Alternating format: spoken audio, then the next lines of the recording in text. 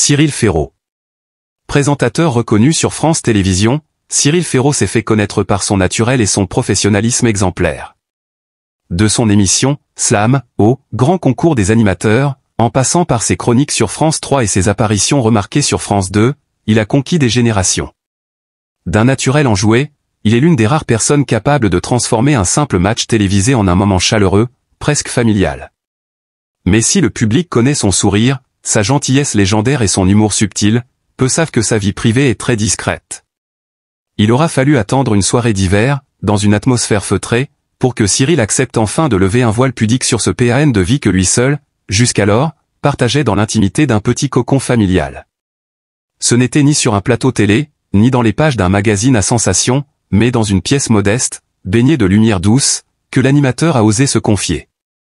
À ses côtés, sa compagne, dont le prénom reste soigneusement gardé dans l'ombre par respect pour leur intimité, souriait avec tendresse.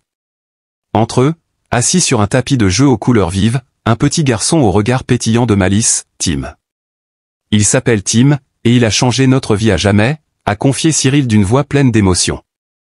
Ce petit être né dans le secret d'un bonheur immense a bouleversé la vie de l'animateur. Derrière les projecteurs, les caméras, les plateaux animés, se trouve un homme profondément transformé par la paternité. La confidence était inattendue, presque irréelle. Cyril Ferraud, cet homme au contrôle parfait de son image, laisse entrevoir une fragilité bouleversante. Devenir père, c'est le plus grand rôle que la vie m'ait offert. Et pourtant, au fond de moi, j'ai eu peur. Peur de ne pas être à la hauteur, peur de trahir cette image de légèreté que j'offre à l'écran. Ces mots résonnaient comme un aveu sincère, une brèche ouverte dans le mur de pudeur qu'il avait bâti au fil des années. Il évoquait les nuits sans sommeil, les angoisses silencieuses, les premiers pas de Tim, les éclats de rire dans ce petit appartement modeste, où la simplicité est reine et l'amour, omniprésent. Dans cette pièce chaleureuse, décorée avec soin mais sans extravagance, chaque détail racontait une histoire. Des dessins griffonnés sur le mur par de petites mains maladroites, une peluche un peu usée posée sur le canapé, et au centre, une photo, Cyril, sa compagne, et Tim, unis dans un éclat de bonheur brut. Il y a dans les yeux de Cyril une lumière nouvelle. Celle d'un homme qui a trouvé un sens profond à son existence. Tim m'a appris à ralentir, à écouter, à voir le monde autrement. Pour lui, la célébrité n'est plus un objectif, mais un outil, celui de faire passer des messages d'amour, d'authenticité, et surtout d'humanité. Son entourage le décrit comme un père attentionné, un compagnon fidèle, un homme d'une générosité rare. Et lorsqu'il évoque l'avenir, Cyril ne parle pas de nouveaux projets télé, ni de carrière à l'international. Non. Il parle d'histoires du soir à inventer pour Tim, de goûters improvisés, de balades au parc sous la pluie. Le moment le plus bouleversant de ce témoignage intime survient lorsqu'il évoque une promesse secrète faite à son fils peu après sa naissance. Les yeux brillants, la gorge serrée, Cyril murmure, un soir, alors qu'il n'avait que quelques jours, je lui ai juré de toujours être là. Peu importe les tournages, les obligations, les voyages. Mon premier rôle, désormais, c'est d'être son papa. Un silence ému suit cette déclaration. Sa compagne lui prend la main. Dans cette simplicité du geste, il y avait plus d'amour que dans tous les mots. À l'heure où tant de personnalités se perdent dans le tumulte de la notoriété, Cyril Ferraud incarne une forme rare et précieuse d'élégance humaine. Il n'a jamais eu besoin de faire du bruit pour exister. C'est dans la discrétion, dans la sincérité et dans la bienveillance qu'il brille le plus. Son parcours n'est pas seulement celui d'un animateur talentueux. C'est celui d'un homme profondément humain, fidèle à ses valeurs, et désormais guidé par un amour inconditionnel. Les réseaux sociaux, généralement friands de scoops et de scandales, ont réagi avec une bienveillance rare à cette révélation intime. Les messages d'admiration, d'émotion et de respect ont afflué.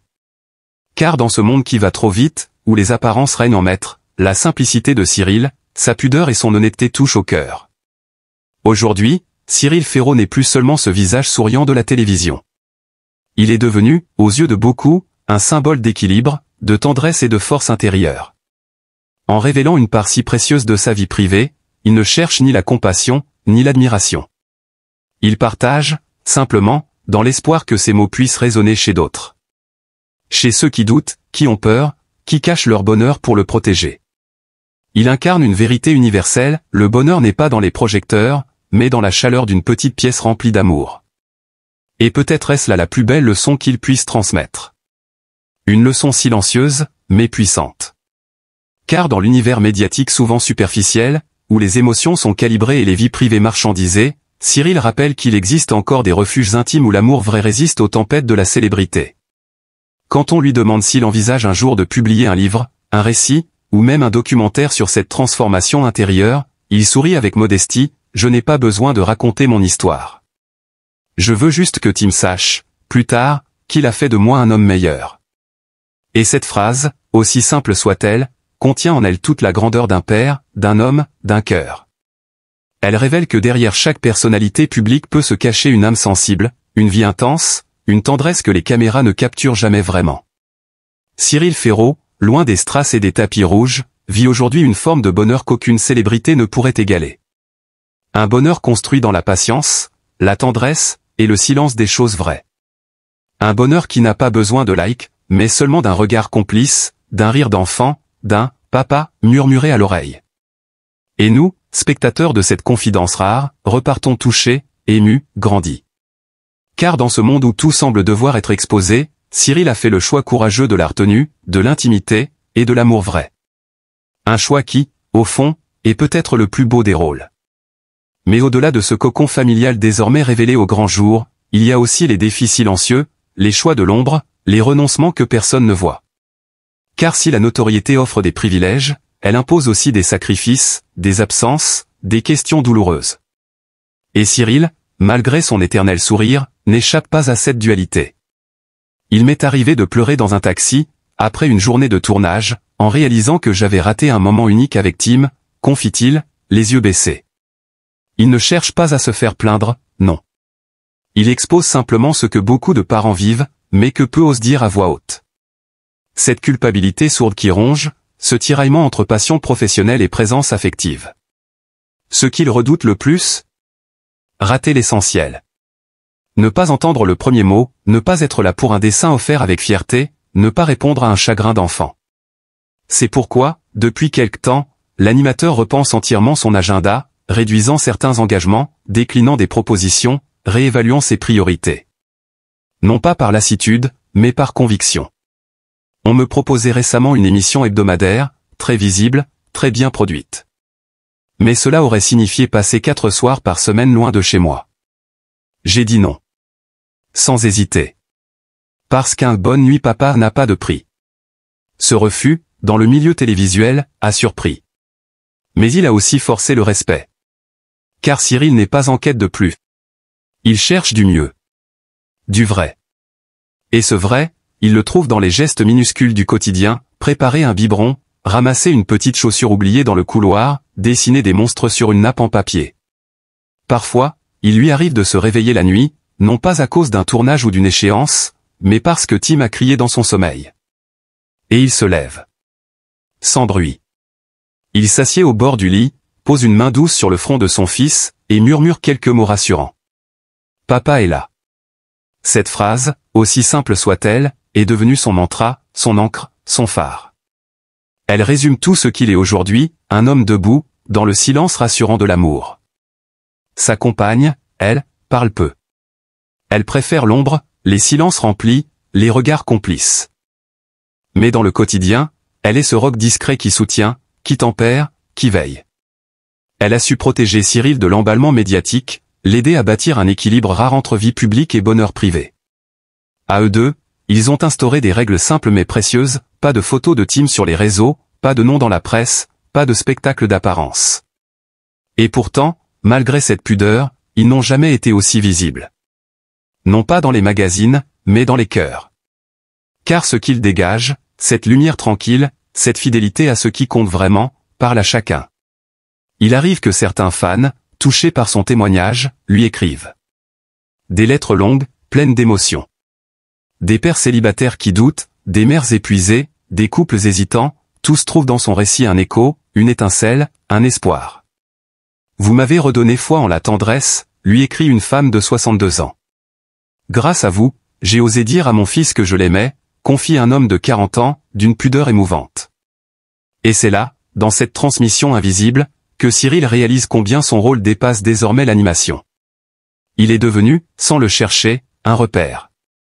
Un témoin d'une parentalité bienveillante, sincère, et parfois maladroite mais toujours animée par l'amour.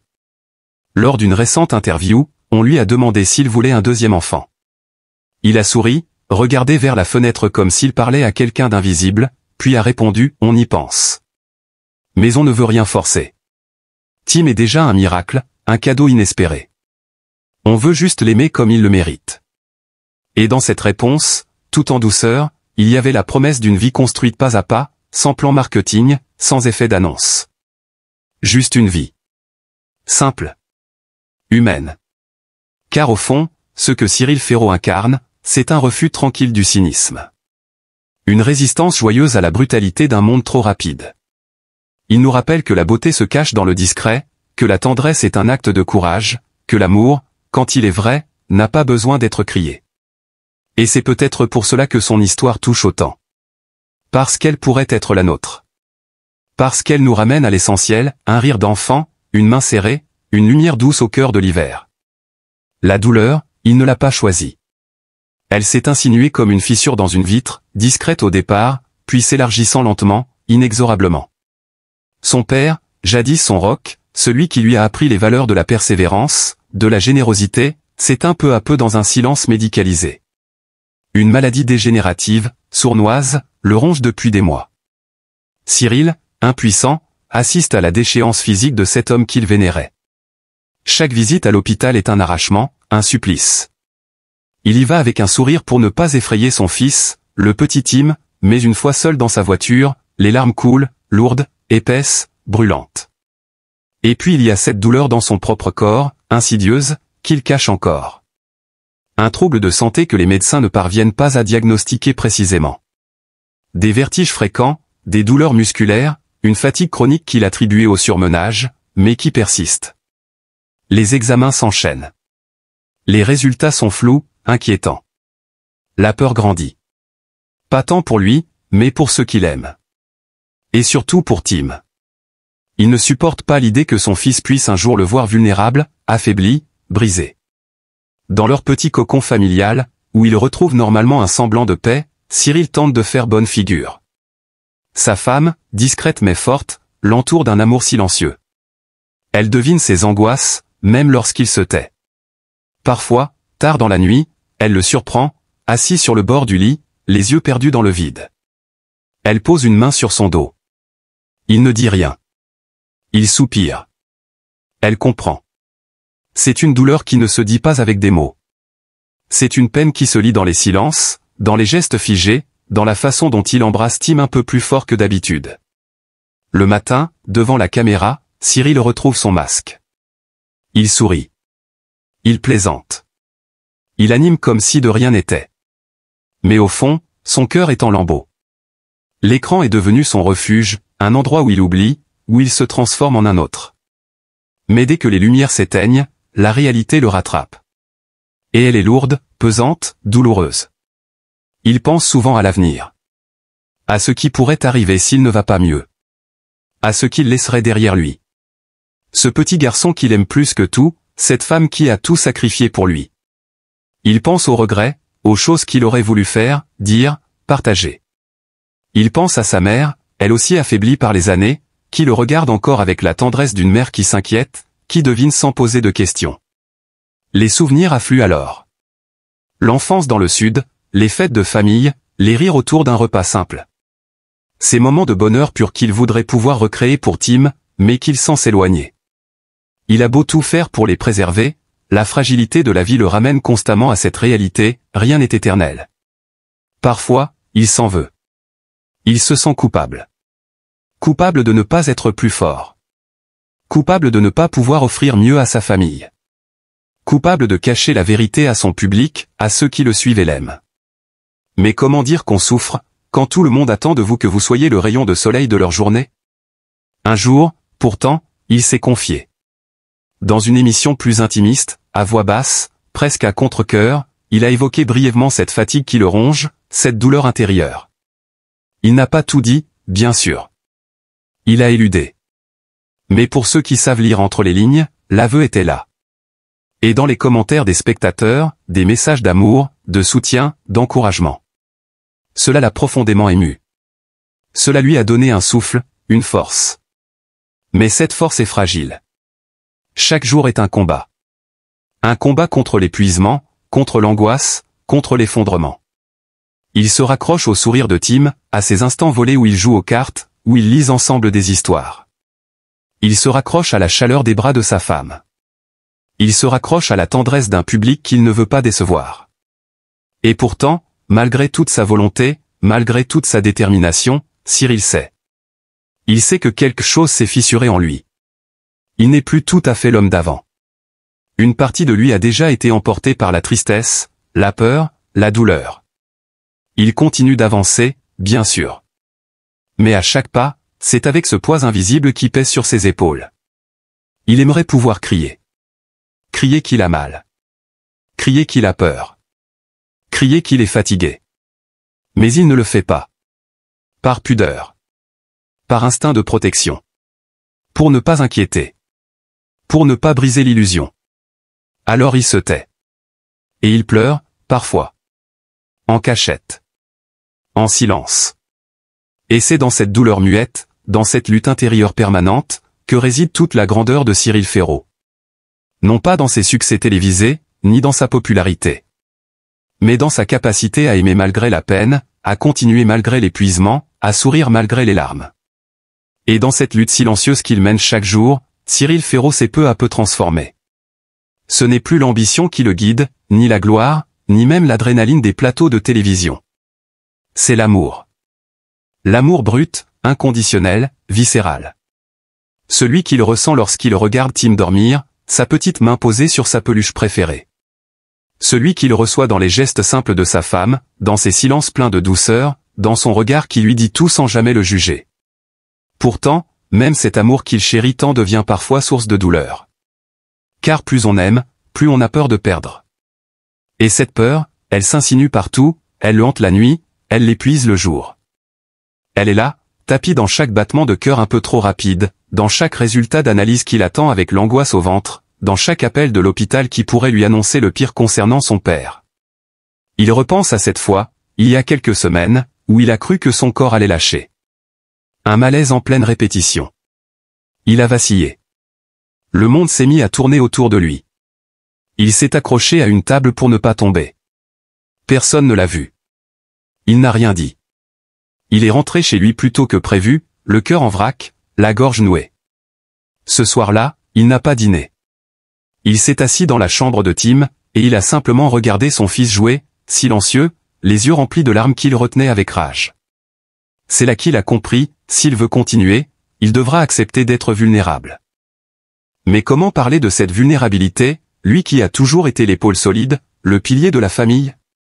Comment avouer à sa femme qu'il se sent parfois à bout? Comment dire à Tim, ce petit garçon aux yeux pétillants, que papa a mal? Il ne veut pas l'inquiéter. Il veut qu'il grandisse dans la lumière, loin des ombres qui le dévorent. Alors il se bat. Chaque jour. Il se force à rire, même quand le cœur n'y est pas.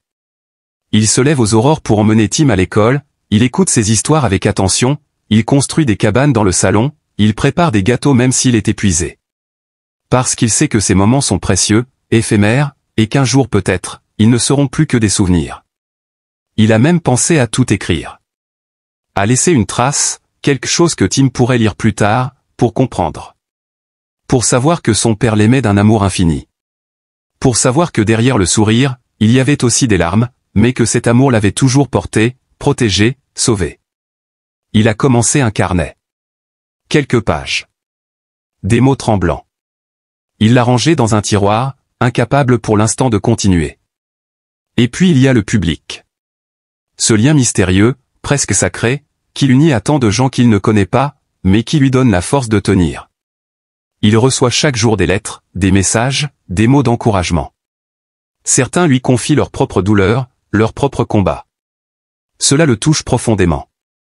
Cela le rassure aussi, il n'est pas seul. La souffrance n'est pas une honte. Elle est humaine. Mais malgré ce soutien, malgré cette chaleur, il se sent souvent prisonnier. Prisonnier de son image, de cette attente permanente qu'il soit lumineux. Et il a peur.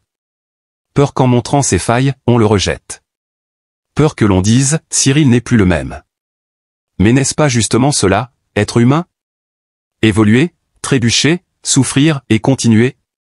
Il se surprend parfois à marcher seul dans la nuit, à chercher des réponses dans le silence de la ville endormie. Il pense à ceux qui l'ont précédé, à ces artistes qui ont tout donné, jusqu'à s'oublier eux-mêmes. Il ne veut pas de cela. Il veut vivre. Pleinement. Mais pas à n'importe quel prix. Il veut trouver un équilibre, un chemin où il peut être à la fois fort et fragile, père et homme, animateur et être blessé. Et dans ce chemin, il commence à tracer des pas plus sincères. Il accepte, peu à peu, de baisser la garde. Il commence à parler davantage à sa femme. À poser la tête sur son épaule, parfois. À dire qu'il est fatigué. Et elle l'écoute. Elle ne dit rien. Elle l'enlace. C'est peut-être ça, l'amour véritable, la capacité d'accueillir les blessures de l'autre sans les juger. Quant à Tim, il est encore trop jeune pour comprendre toute la complexité de ce que vit son père. Mais il ressent. Les enfants sentent tout. Et dans ses gestes tendres, dans ses « je t'aime papa » murmurés à l'oreille, il offre à Cyril un remède que même les médecins ne sauraient prescrire. Il y aura encore des jours sombres. Des nuits sans sommeil. Des doutes, des douleurs, des rendez-vous médicaux anxiogènes. Mais Cyril Ferraud n'est plus seul face à cela. Il a sa famille. Il a son amour. Il a cette petite main qui serre la sienne. Il a cette voix qui l'appelle le matin, « Papa, on joue ?» Et c'est là, dans cette simple phrase, que réside toute la lumière. Cyril, que nous connaissons pour sa jovialité, sa générosité et sa capacité à rassembler, nous dévoile ici une autre facette de lui-même, celle d'un homme, d'un père comblé, d'un compagnon aimant. Il ne s'agit pas d'un simple moment capturé, mais d'un appel silencieux à la compassion, à la bienveillance. Ce bonheur simple dans une petite pièce, ce rire sincère échangé entre les murs d'un foyer modeste, nous rappelle que l'essentiel n'est pas dans l'apparat, mais dans la chaleur des liens humains. Et pourtant, qui connaît vraiment les combats silencieux que Cyril a pu mener? Qui peut dire ce que ce bonheur apparent cache peut-être de blessures anciennes, de douleurs surmontées, de nuits d'angoisse et de doutes? Il y a quelque chose de profondément émouvant dans cette pudeur, dans cette manière qu'il a de nous tendre la main, non pas en criant, mais en chuchotant, « Regardez, je suis comme vous. J'aime, je pleure, je doute, mais je me relève. » Cyril Ferraud ne demande rien. Il ne cherche ni pitié, ni admiration excessive. Mais en tant que public, en tant qu'être humain partageant cette même aventure fragile qu'est la vie, nous avons le devoir, la responsabilité presque, de répondre à cet élan d'humanité par un geste tout aussi humain, celui de l'écoute, du respect, de l'amour. Car si lui peut nous offrir une part de sa vie avec une telle authenticité, alors nous pouvons, nous aussi, lui rendre un peu de chaleur. Soyons nombreux à le soutenir, pas seulement en applaudissant ses émissions ou en suivant ses réseaux, mais en pensant à lui avec bienveillance. En envoyant une pensée douce à cet homme qui, derrière les rires télévisés, cache peut-être des fatigues qu'il ne dit pas, des douleurs qu'il n'avoue pas. Ce foyer chaleureux qu'il a construit avec sa femme et leur fils Tim mérite notre admiration silencieuse, notre regard attendri, notre soutien moral. Dans cette société qui juge vite, qui oublie parfois que les célébrités ont un cœur qui bat au même rythme que le nôtre, soyons différents. Soyons ceux qui tendent la main, qui offrent un mot doux, un regard compatissant, même de loin. Que notre humanité réponde à la sienne. Que notre amour d'anonyme enveloppe cette famille de chaleur, comme une couverture invisible tissée de respect et de tendresse. Alors oui, aimons Cyril Ferraud pour ce qu'il est, un professionnel de talent, certes, mais surtout un homme profondément humain, sincère, aimant. Célébrons-le, soutenons-le, entourons-le. Car parfois, un simple mot, un simple geste, peut tout changer.